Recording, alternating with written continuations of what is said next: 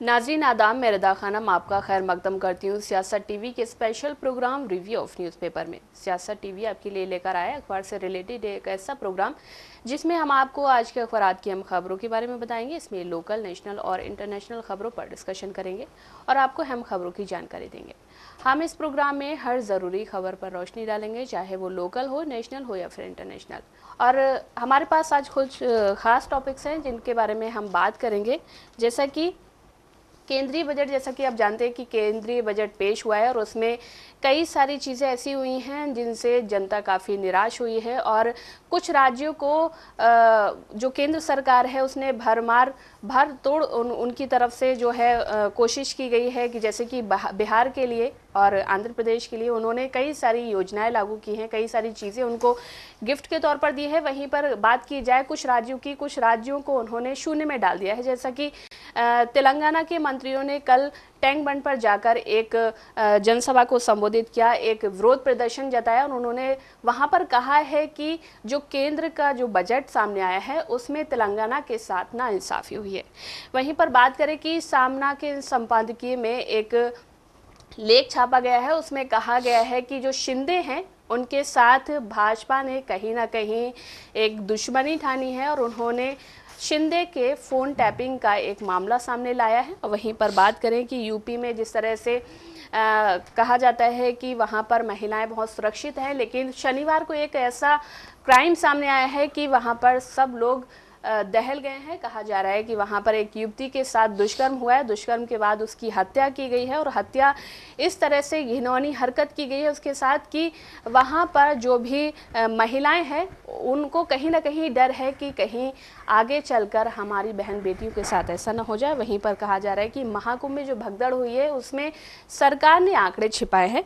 और दिल्ली विधानसभा की बात करें कि दिल्ली विधानसभा में अभी बस कुछ ही वक्त बचा है और उसमें पूरी पार्टियां जो है पूरे ज़ोर शोर से लगी हुई हैं। वहीं पर कल जो है कांग्रेस नेता राहुल गांधी गए और उन्होंने एक जनसभा को संबोधित किया था। तो बात करते हैं तेलंगाना की। तेलंगाना में जो मंत्री हैं कांग्रेस के, कई सारे लोग वहां पर टैंक बंड पर गए और वहां पर विरोध प्रदर्शन जताया और जो केंद्रीय मंत्री हैं किशन रेड्डी उनके इस्तीफे की मांग की है और कहा है कि जो केंद्रीय जो बजट आया है उसमें कहीं ना कहीं तेलंगाना के साथ नाइंसाफ़ी की गई है। इसके बारे में आपका क्या कहना है? देखिए, आपने एक चीज़ नोटिस की होगी, जब बजट का जो स्पीच थी वो चल रही थी तो उस दौरान हमारी केंद्रीय जो वित्त मंत्री हैं निर्मला सीतारमण जी, उन्होंने 534 बार बिहार वर्ड को यूज़ किया था। और ये बिहार वर्ड को यूज़ करने के लिए या फिर आप कहें कि बिहार पे इतना ज़्यादा फोकस करने के लिए, सबसे पहले ये बता दूं कि बिहार में इसी साल एंड में मतलब अक्टूबर नवंबर में शायद वो होंगे चुनाव होंगे और कहीं ना कहीं उस चुनाव के लिए एक फील्ड तैयार की जा रही है। वहीं अभी एक और स्टेटमेंट में पढ़ रहा था रिदा कि देश के प्रधानमंत्री नरेंद्र मोदी जी ने कहा है कि अगर नेहरू जी के समय आपकी तनख्वाह 12 लाख रुपए होती तो आपको अपनी सैलरी का 1/4 हिस्सा सरकार को टैक्स में देना पड़ता। वहीं फिर उन्होंने ये कहा है कि अगर आपकी तनख्वाह इंदिरा जी के समय में 12 लाख होती तो आपका 10 लाख रुपया टैक्स में जाता। जिस तरह से बोला गया है कि आपका जो क्या बोलते 12 लाख रुपए तक जो सैलरी है उसमें आपको टैक्स नहीं लगेगा। अब अगर हम बात करते हैं तेलंगाना की तो उन्होंने कहा है कि मैं डॉक्टर भीमराव अम्बेडकर की प्रतिमा के सामने खड़ा होकर केंद्र सरकार के रुख के विरोध में भाजपा के खिलाफ युद्ध की घोषणा करता हूँ। उन्होंने कहा जब तक केंद्र सरकार हमारी मांगों पर ध्यान नहीं देगी और फंड मंजूर नहीं करेगी हम शांतिपूर्ण तरीके से लड़ते रहेंगे। अब आप ये देखिए कि जहाँ जहाँ भी चुनाव होने वाले होते हैं उन स्टेट्स में कहीं ना कहीं बीजेपी जो है अपने हिसाब से वहाँ का एक बजट स्टार्ट करती है। ठीक है, जिस तरह हमने देखा कि अभी जब 2024 का लोकसभा चुनाव हुआ था उसके बाद जब बजट दिया गया तो उसमें आंध्र प्रदेश और बिहार को एक स्पेशल बजट दिया गया था। इस बार सिर्फ बिहार को स्पेशल बजट दिया गया है, बाकी हर जगह बजट कम किया गया है। वहीं अगर हम बात करें मतलब यहाँ पे जो यहाँ का जब ये बजट पेश होने वाला था उससे पहले भी हमारा जो एक पड़ोसी राज्य है कर्नाटका, उसके मुख्यमंत्री ने भी यही कहा था कि आप देखिएगा कि कहीं ना कहीं साउथ के जो स्टेट्स हैं उनको अलग थलग कर दिया जाएगा इस बजट में। और सामने अभी जो रिजल्ट आया उसमें वही चीज़ें सामने आ रही हैं कि सिर्फ बिहार पे फोकस करके, क्योंकि बिहार में इलेक्शंस होने हैं, और टैक्स में छूट दे करके, क्योंकि दिल्ली में अरविंद केजरीवाल की अगर हम बात करें, दिल्ली में एक आम तबका जो है वो कहीं ना कहीं मतलब सैलरी पे रहता है, और सैलरी में अगर इतना वो आएगा तो आई थिंक मुझे नहीं लगता है कि चीज़ें सही हो पाएंगी। वहीं एक और ख़बर आई अभी कि यहाँ के जो मंत्री हैं क्या बोलते हैं, उन्होंने कहा है कि यहाँ पे जो मंत्री तेलंगाना के उत्तम कुमार रेड्डी, उन्होंने घोषणा की है कि राज्य सरकार 4 फरवरी को कैबिनेट और विधानसभा में अनुमोदन के लिए जाति सर्वे रिपोर्ट पेश करेगी। और प्रक्रिया के बारे में बोलते हुए रेड्डी ने स्पष्ट किया है कि सर्वोच्च न्यायालय के दिशा निर्देशों के अनुरूप जाति सर्वे के कार्यान्वयन की देखरेख के लिए एक समर्पित आयोजन का गठन किया गया। मंत्री ने कहा है कि सुप्रीम कोर्ट के दिशा निर्देशों के मुताबिक हमने जाति सर्वेक्षण रिपोर्ट की जांच के लिए एक क्या बोलते समर्पित जो एक होता आयोग, उसका गठन किया है। आज हमने जाति सर्वे रिपोर्ट ली और 4 तारीख को हम इसे कैबिनेट और विधानसभा में पेश करेंगे। जिस तरह से हम देख रहे हैं कि जहाँ जहाँ कांग्रेस की सरकार बन रही है, कांग्रेस क्या बोलते सरकार बनाने के लिए काम कर रही है, वहीं वहीं ये भी कहा जा रहा है कि आप जो है क्या बोलते हैं उसमें मतलब जब हमारी सरकार यहाँ बन जाएगी तो कहीं ना कहीं वहाँ पे जो क्या बोलते जातीय जनगणना होगी वो भी होगी। और जिस तरह से हमने देखा कि ये जो लोकसभा चुनाव था इस बार का, उसमें आरक्षण को लेकर के जो चीज़ें चली हैं या फिर उसके बाद फिर आप देखिए कि जब महाराष्ट्र का चुनाव था या झारखंड का चुनाव था या जम्मू कश्मीर का चुनाव था या हरियाणा का चुनाव था, हर जगह में ये चीज़ें सामने आई हैं कि आप मतलब हम अगर आ गए सत्ता में, कांग्रेस का कहना था कि हम अगर सत्ता में आ गए तो हम मतलब जो क्या बोलते जनगणना है करवाएंगे, जातीय जनगणना। और इसके साथ ही फिर उन्होंने ये भी कहा था कि अगर बीजेपी जो है यहाँ पे आती है तो बीजेपी कहीं ना कहीं आपका जो रिजर्वेशन है उसको ख़त्म करेगी।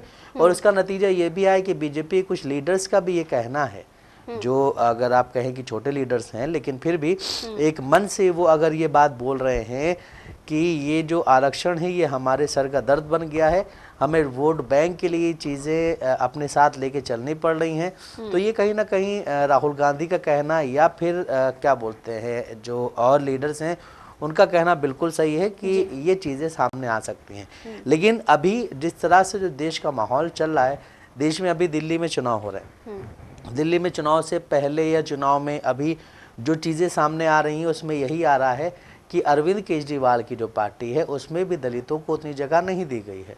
जिस तरह से हम देखें कि राहुल गांधी ने आज बोला, राहुल गांधी ने कल जो बातें बोली थी उससे ये चीज़ सामने आती है कि इस देश में कुछ पार्टियां ऐसी हैं जो कि एक जो क्या बोलते हैं माइनॉरिटी को और फिर दलितों को जो है वो अपने साथ रखने के लिए ऐसी चीज़ें करती रहती हैं, लेकिन अभी हाल फिलहाल में उस पर काम उस तरह से नहीं हो रहा है। जिस तरह से बीजेपी काम करती है उस तरह से आप देखिए कि बीजेपी बिल्कुल ही साइड कर देती है, लेकिन यहाँ पे वो चीज़ें अलग हैं। यहाँ पे आप साथ में लेके चलने की बात भी करते हैं लेकिन फिर भी कहीं ना कहीं आप जो है उनको साइड में खड़ा रखते हैं। जिस तरह से हमने तेलंगाना में भी देखा, महाराष्ट्र में भी देखा, आंध्र प्रदेश में भी देखा, कई जगहों पे ऐसी चीज़ें सामने आई हैं कि वहाँ पे मुस्लिम कैबिनेट में बहुत कम लोग हैं।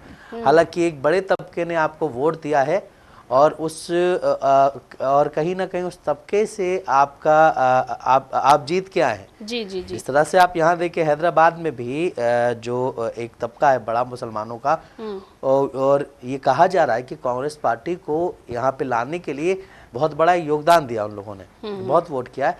लेकिन फिर भी आप यहाँ की कैबिनेट देखिए। उसी तरह से अगर देखा जाए तो जिस तरह से हर जगह राहुल गांधी कहते रहते हैं कि हम जाति सर्वे कराएंगे, जाति सर्वे कराएंगे, तो यहाँ पे वो रिपोर्ट 4 तारीख को पेश होगी और उसके बाद फिर आगे का क्या प्रोसेस होता है उसमें देखा जाएगा कि आगे हम मतलब इससे आगे क्या हो सकता है।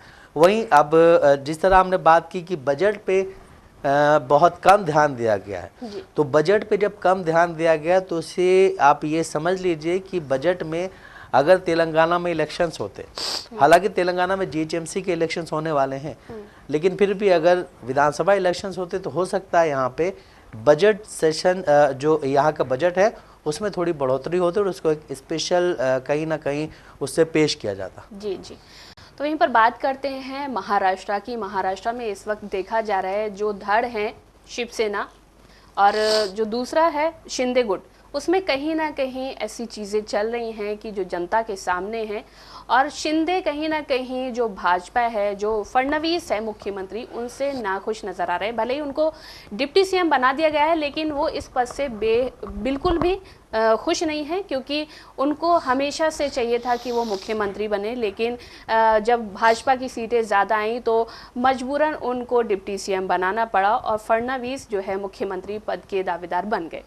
लेकिन वहीं पर बात करते हैं कि सामना के संपादकीय में एक खबर छपी है और वहां पर दावा किया गया है कि जो शिंदे हैं उनकी फ़ोन टैपिंग की जा रही है महाराष्ट्र सरकार की तरफ से, और शिंदे इससे काफ़ी नाराज़ चल रहे हैं और बेहद ही नाखुश चल रहे हैं कि उनको हमेशा से, जैसा कि यासिर, उनको हमेशा से मुख्यमंत्री बनना था। अब वो लास्ट टाइम भी यही कह रहे थे कि मुझे ही मुख्यमंत्री बनाया जाएगा। कभी कभी ऐसी खबरें सामने आ जा रही थी कि वो कह रहे थे कि नहीं, जो आलाकमान का फैसला होगा उन पर हम भरोसा जताएंगे, उनको हम, क्योंकि उनके हाथ में सारी चीज़ें हैं, वो जो चाहेंगे वो करेंगे। लेकिन कहीं ना कहीं उन्होंने दावा किया था कि मुझे ही मुख्यमंत्री बनाया जाए, लेकिन अब सारी चीज़ें सामने आ रही हैं और वहीं पर दावा किया जा रहा है कि शिंदे का फ़ोन टैप किया जा रहा है और कहा जा रहा है कि वो इससे काफ़ी नाखुश नज़र आ रहे हैं। देखिए, अभी जो आप बात कर रही हैं कि शिंदे का फ़ोन टैप किया जा रहा है, उसमें एक कॉल डिटेल बाहर आई है, कॉल रिकॉर्डिंग बाहर आई है, जो कि एक खबर एक अखबार ने छापी है। उसमें ये कहा गया है कि पहली कॉल की है कि क्या शिंदे अभी इसी दुख में है कि उन्हें दोबारा मुख्यमंत्री पद नहीं मिलेगा। तो दूसरा विधायक कहता है वो इससे भी आगे समाधि की अवस्था में पहुंच गए हैं, शून्य में चले गए, मतलब बिल्कुल नीचे चले गए। फिर वो कहता है कि क्या शिंदे को सदमा पहुंचा है, तो विधायक कहता है कि वो मन से टूट गए हैं। फिर वही बंदा कहता है क्यों, क्या हुआ, तो विधायक का ये कहना है कि हम आपके नेतृत्व में चुनाव लड़ेंगे और 2024 के बाद भी आप फिर से मुख्यमंत्री होंगे, चिंता मत करो, चुनाव में दिल खोल कर खर्चा करें, ऐसा आश्वासन अमित शाह ने शिंदे को दिया था। शिंदे ने चुनाव में बहुत पैसा खर्च किया, लेकिन शाह ने अपना वादा नहीं निभाया और उन्हें लगता है कि उनके साथ धोखा हुआ है।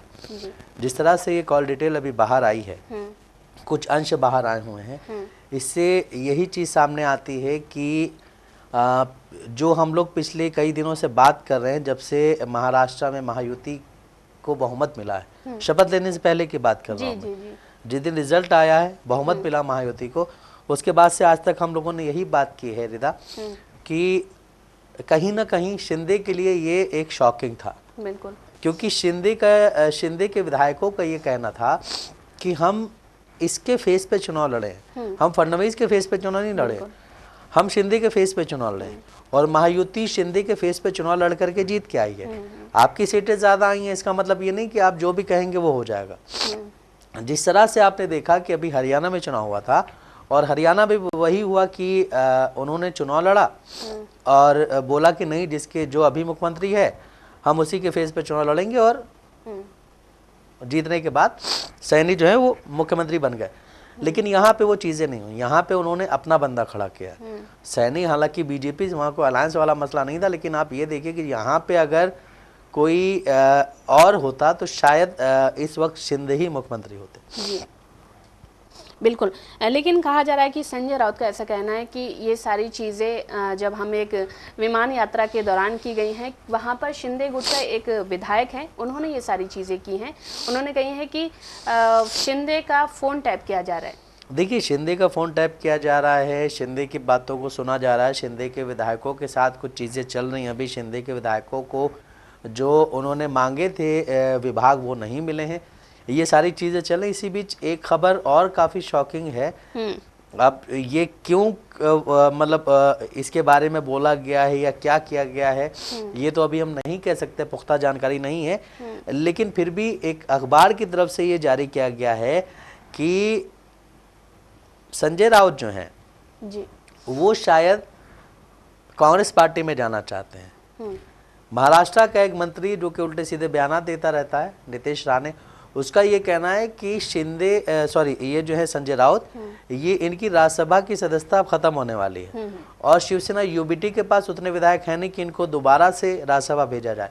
तो अब ये कांग्रेस के साथ जाना चाह रहे हैं और कांग्रेस के एक बड़े विधायक हैं, एक बड़े नेता हैं जो कि इनकी बात करने में लगे हुए हैं। तो अगर संजय राउत कांग्रेस में आते हैं, जिस तरह हमने देखा कि कपिल सिब्बल जो थे वो समाजवादी पार्टी में चले गए, फिर समाजवादी पार्टी से फिर वो राज्यसभा गए और राज्यसभा में जाके फिर इंडिया अलायंस के तहत उन्होंने क्या बोलते हैं प्रचार किया। कांग्रेस के लिए इन्होंने किया, समाजवादी पार्टी के लिए उन्होंने किया, सारी चीजें चल रही थी।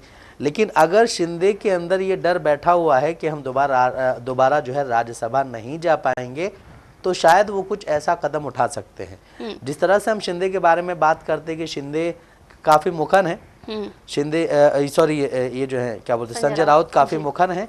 और संजय राउत जो है वो हमेशा आप देखेंगे कि वो उनका एक बयान जरूर आता है रोज, वो जो भी हॉट टॉपिक होता है उससे रिलेटेड उनका एक बयान सामने आ ही जाता है। संजय राउत के बारे में कहा जाता है कि जिस तरह से केंद्र सरकार में मोदी और शाह की जोड़ी है, उसी तरह से उद्धव और संजय राउत की जोड़ी है। लेकिन प्रॉब्लम ये हुई कि ये उस तरह से काम कर नहीं पाए।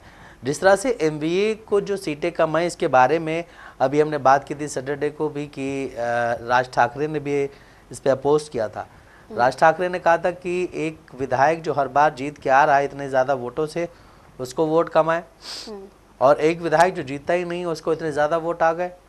और फिर यहाँ पे इस तरह की चीज़ें हुई हैं। तो कहीं ना कहीं देखिए अब सबको समझ में धीरे धीरे आ रहा है। उस वक्त तो राज ठाकरे को भी समझ में नहीं आ रहा था, अब उनको भी समझ में आ रहा है। और आगे चल के मुझे नहीं लगता है कि 5 साल साथ में रहेंगे शिंदे, शायद निकल के फिर उनको भी यही समझ में आएगा कि हाँ ईवीएम में धांधली हुई थी। जी।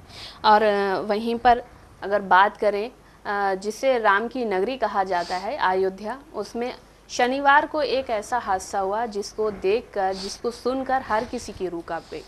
वहाँ पर एक 22 साल की लड़की के साथ दुष्कर्म हुआ।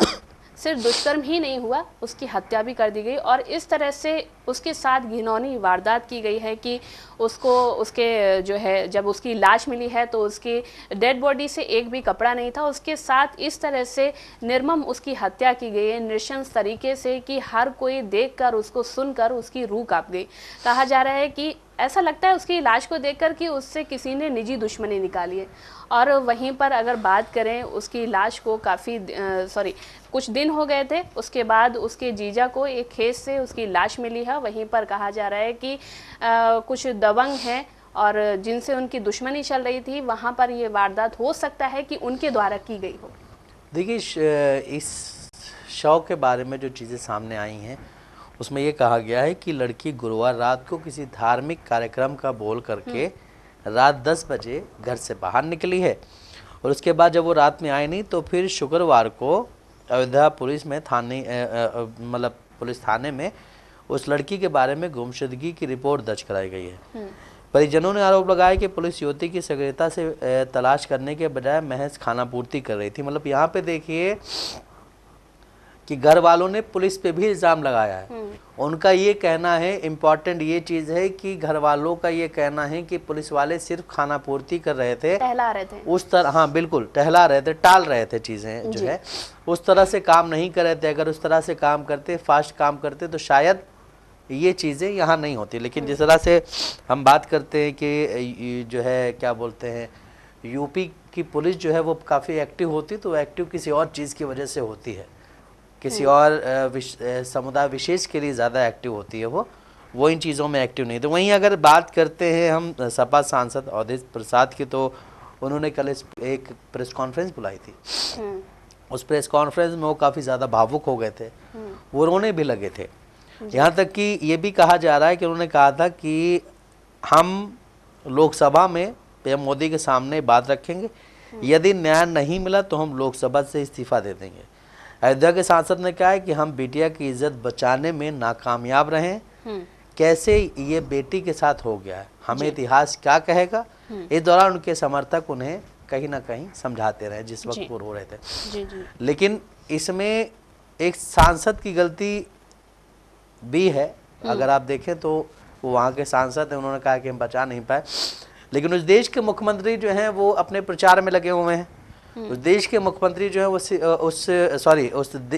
क्या बोलते हैं, प्रदेश के मुख्यमंत्री जो है जी, वो जो है उस कहीं ना कहीं प्रचार में लगे हुए। कभी आप देखेंगे कुंभ में वो मतलब धार्मिक प्रचार कर रहे हैं, कभी वो दिल्ली में आकर के पार्टी के लिए प्रचार कर रहे हैं। वहीं देश के प्रधानमंत्री खुद भी प्रचार कर रहे हैं। तो जब सारी चीजें इस तरह से घूम रही हैं तो प्रदेश में क्या हो रहा है उनको पता ही नहीं, क्योंकि ज्यादा फोर्सेस तो आपकी कुंभ में बैठी हुई हैं। आपने उन्हें कुंभ में लगाया हुआ है कि यहाँ पे कुछ ऐसी वैसी घटना ना हो जाए, लेकिन हो गई वहां पे। उसको तो रोकने में सारे नाकाम रहे। और अब जिस तरह से चीजें आगे बढ़ रही हैं, अभी यही अगर किसी और प्रदेश में हुआ होता तो आप मीडिया जो दिल्ली में बैठे हुए लोग हैं, दिल्ली नोएडा में जो बैठे हुए लोग हैं, उनको आप अच्छे से देख सकते हैं कि उनकी क्या स्थिति होती है इस वक्त। जी जी, आपने बात की यासिर की दिल्ली में जाकर जो यूपी के मुख्यमंत्री हैं वो एक चुनावी प्रचार करते हैं, सभाएं करते हैं, वहीं पर नरेंद्र मोदी भी सभाएं करते हैं। जैसा कि हमने देखा महाकुंभ में जिस दिन भगदड़ हुई थी उसी दिन उस दिन शाम में पीएम नरेंद्र मोदी एक दिल्ली में जनसभा कर रहे थे। हालांकि वो थोड़ी देर के लिए भावुक भी हुए थे। उन्होंने कहा था कि मैं श्रद्धांजलि अर्पित तो भावुक तो वो क्या बोलते हैं, आपने जिस तरह बोला, सॉरी मैं आपको रोक रहा हूँ, भावुक तो वो मणिपुर को लेकर के भी एक दिन हुए थे, सिर्फ 2 मिनट के लिए। उसके बाद से आज तक मणिपुर पे कोई कमेंट किया उन्होंने? संसद चलने जा रही थी, उनको पता था इस पे अब बहस होगी, अपोजिशन इस पे जो है अटैक करेगा, तो उन्हें बाहरी मीडिया जब जाती संबोधन करते हैं, वो मीडिया से बात करते हैं, उसी दौरान उन्होंने एक हल्का सा मतलब क्या बोलते हैं खाना पूर्ति टाइप कर दिया था कि मणिपुर में ऐसा हुआ ये वगैरह वगैरह। उसके बाद वो चलो उसके बाद तक मणिपुर का जिक्र नहीं किया। तो भावुक होना और उस पर काम करना दोनों अलग चीजें होती है। जिस तरह से अवधेश प्रसाद ने बोला है कि हम नरेंद्र मोदी जी से बात करेंगे और हम इज्जत नहीं बचा पाए, हम इस्तीफा भी दे सकते हैं अगर इसके बारे में बात सुनी नहीं गई तो। जी, और ऐसी कई लड़कियों का आए दिन रेप होता है, उनकी हत्याएं की जाती हैं। और हालांकि ये लड़की निचले समुदाय से आ रही थी और कहा जा रहा है कि जो यूपी में जो निचला समुदाय है, एसटी, एससी, ओबीसी जो भी आते हैं, उनकी कुछ भी देखभाल नहीं होती है, क्योंकि उनको सिर्फ एक चुनावी एजेंडे के लिए इस्तेमाल किया जाता है। देखिए, निचली जाति से आना और ये सारी चीज़ें एक अलग जगह होती हैं, लेकिन अगर किसी बच्ची के साथ ऐसा हो जाता हो, चाहे निचली जाति की हो या उछली मतलब क्या बोलते बड़ी जाति की हो, ठीक है, वो चीज़ें अलग हैं। लेकिन वहीं आप ये भी देखिए कि बहुत सारे शहर ऐसे हैं जहाँ पे लड़कियाँ अबॉर्शन करवा रही हैं। तो आप अगर यही कोई चीज़ किसी गांव में हो जाए तो उसको कितना बुरा समझा जाएगा, वही चीज़ कोई बड़े शहर में हो रही है तो एक तो घर वालों से आप छुपा रहे हैं और दूसरे अगर किसी को पता भी चल रहा है तो आप उसके सामने बिल्कुल फ्री घूम रहे हैं जी। ठीक है, जिस तरह से हम देख रहे हैं कि अबॉर्शन के केसेस बहुत ज़्यादा बढ़ रहे हैं आजकल हिंदुस्तान में, और ख़ासकर हिंदुस्तान का जो एक एलिट जो शहर माना जाता है, बड़े शहर जिस तरह हैदराबाद हो गया, महाराष्ट्र हो गया, बेंगलुरु हो गया, और क्या बोलते नोएडा हो गया, गुरुग्राम हो गया, इन सब जगहों पे, और चेन्नई हो गया, सॉरी, इन सब जगहों पे अबॉर्शन के केसेस बहुत बढ़ रहे हैं। ठीक है, अबॉर्शन पे जो मतलब जो डॉक्टर करें उनका ही ये कहना है कि अबॉर्शन के केसेस बहुत ज़्यादा सामने आ रहे हैं। और ये जिस तरह से आपने अभी बोला कि छोटी जाति की लड़कियां जो गांव में रहती वो हैं, आप ये देखिए कि जो शहर में लड़कियां रहती हैं जो कि अपने माँ बाप से दूर आकर के रहती हैं, कोई पढ़ने के नाम पे रह रही है, कोई जॉब के नाम पे रह रही है, वो जब अबॉर्शन करवाती हैं तो ये भी तो एक सवाल उठ सकता है ना जी।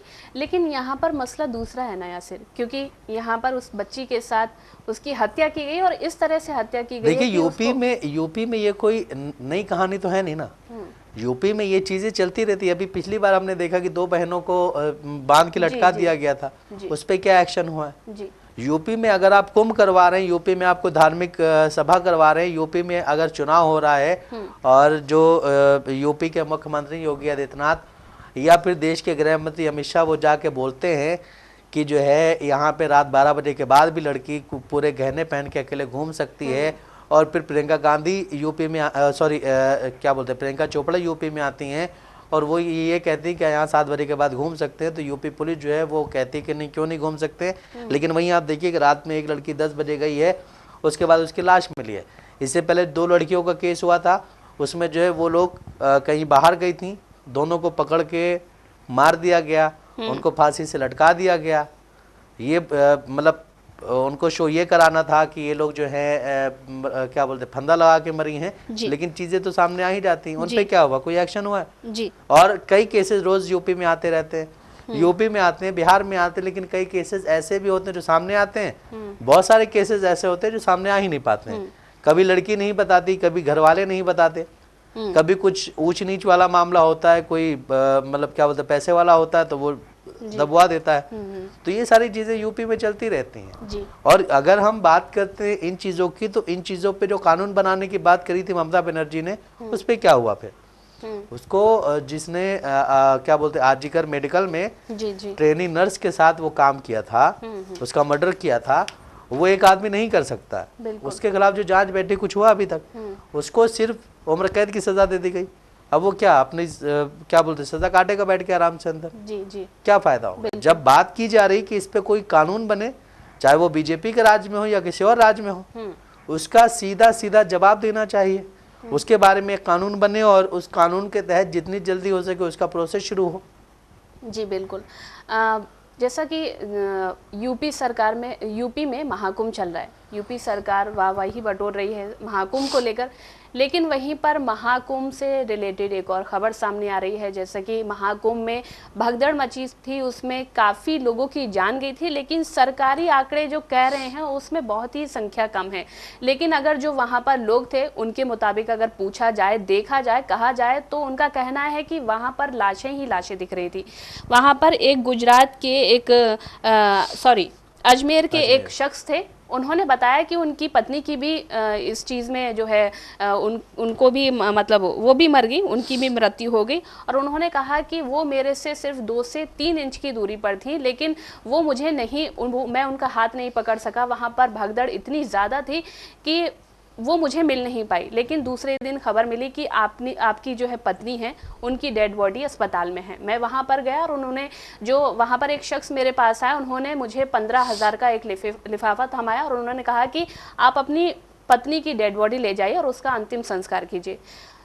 वहाँ पर अगर कहा जाए, इन सारी चीज़ों को अगर देखा जाए, तो उनका सिर्फ यही कहना था कि यूपी सरकार जो है आंकड़े छिपा रही है। और जब मैंने देखा था तो मेरी पत्नी का 48वां नंबर था। हाँ बिल्कुल, सिर्फ उसी दिन। तो इसका मतलब ये हुआ कि यूपी सरकार सिर्फ अपने फायदे के लिए, क्योंकि 2027 आने वाला है, चुनाव आने वाले हैं, तो योगी सरकार महाकुंभ के जरिए कहीं ना कहीं अपने वोट बटोर रही है। ST SC OBC को लेकर इनको इस्तेमाल करके अपने वोट बटोर रही है, क्योंकि हमने देखा महाकुंभ में ज़्यादातर यही सारी जातियों के लोग जाते हैं। बड़े जाते हैं, उनको तो थोड़ा अलग उनको VIP VVIP सम्मान मिलता है वहाँ पर जाकर, अच्छा ट्रीटमेंट मिलता है वहाँ पर जाकर। लेकिन जो नीचे तबके के लोग हैं उनको इस तरह की व्यवस्थाएं नहीं की जाती हैं। हमने काफ़ी वीडियोस भी देखे हैं, उसमें औरतें कह रही हैं और जो महिलाएं हैं, जो बुजुर्ग हैं, वो कह रहे हैं कि यहाँ पर मत आइए, क्योंकि यहाँ पर जो व्यवस्थाएं यूपी सरकार ने दिखाई हैं वो कहीं भी नहीं है। तो जैसा कि नाज़रीन आपने देखा कि हमने आपको न्यूज़पेपर के ज़रिए अहम खबरों से रूबरू कराया है। ऐसी ही ज़रूरी खबरों से रूबरू होने के लिए हमारे साथ इस प्रोग्राम से जुड़े रहें, और अगर आपकी इस प्रोग्राम से रिलेटेड कोई भी राय है तो हमें कमेंट बॉक्स में ज़रूर लिखें। इसी के साथ हमारा प्रोग्राम ये ख़त्म होता है। मुझे और मेरे साथी अशर यासिर को दे इजाज़त। अल्लाह हाफ़िज़।